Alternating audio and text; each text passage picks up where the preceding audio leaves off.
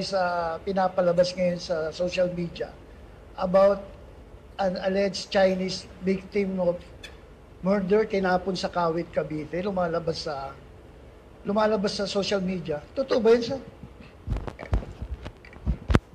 Alam nyo, ito na yung mga panahon na parang gusto kong sabihin na talagang ebidensya na nauubusan na talaga ng propaganda itong mga kontra ng gobyerno natin. Itong mga, alam nyo na, yung mga leanings ay nasa kabila. Diretsuhin na natin yung mga DDS. Nauubusan na siguro talaga sila ng bala na mga malalaking kontrobersya na mga insidente. Kaya yan, 2022 pa nangyari yan eh.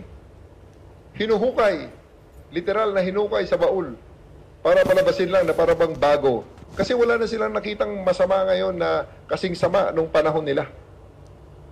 Yan ang long and short of it. Matagal na nalinlang ang Pilipino dyan. Hanggang ngayon, lilinlangin pa rin ang Pilipino. Pasensya sila. Their word against the word of the internet.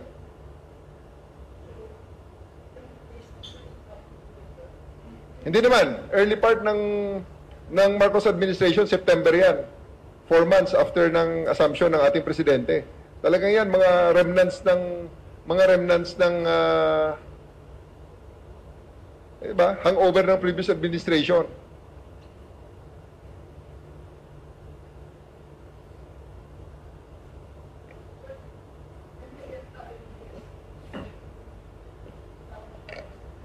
Nakilala yan eh. Ang victim na yan is a 32-year-old Chinese national, allegedly a fugitive in China. May Interpol red notice yan. The family was contacted. They refused to cooperate with the authorities. And the cadaver is now buried in a public cemetery in Cavite.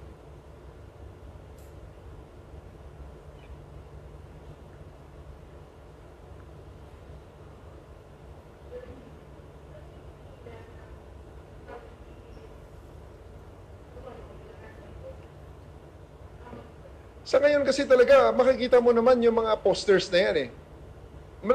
We have our social media exploitation. We have our social media analysis also. Alam nga namang sila lang ang marunong gumamit ng analysis.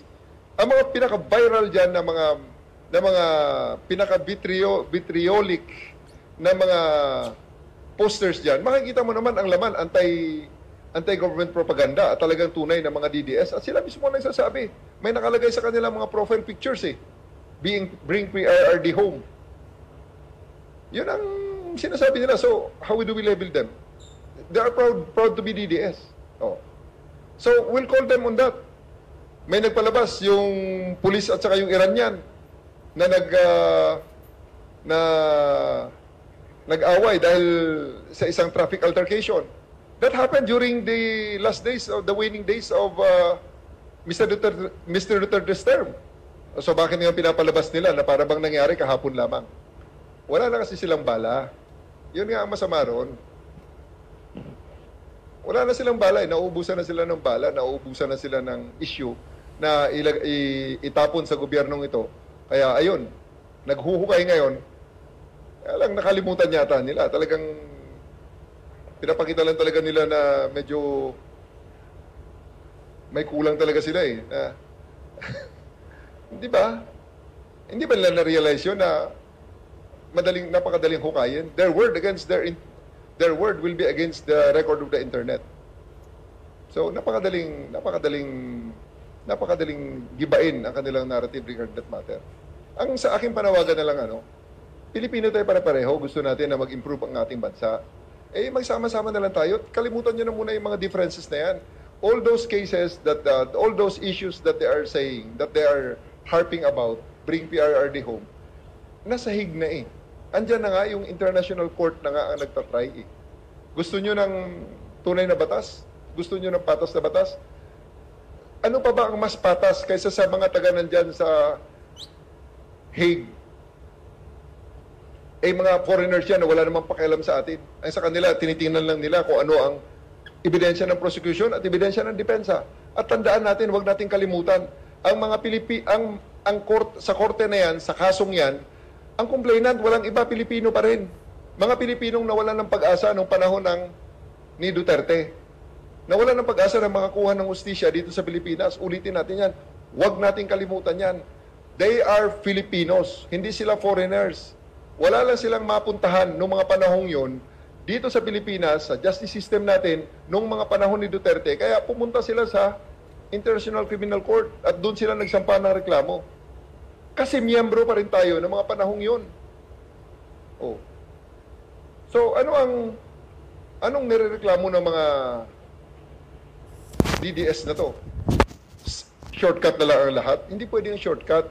Kasi nga, dahil sa shortcut na yan, eto na ngayon, pag tinanong na sa isang formal investigation, bigla na lang magsasabi sila, I have my right to remain silent, I have my right against self-incrimination. Kaya uulitin ko uli sa mga enablers din. If you are so proud of what you've done, if you think that what you did was the correct thing to do, why is it now that when you are asked in a formal investigation, bigla na lang mag-right to remain silent at mag-right against self-incrimination kayo? Proud bang kaya kayo? Tama ba kaya ang ginawa nyo? E di panindigan nyo ang inyong ginawa. Sabihin nyo kung anong inyong ginawa, aminin nyo. Pero deep in their heart, alam nila, that's not moral. That's not the true dispensation of justice. And that's why they cannot defend it in an open public discourse.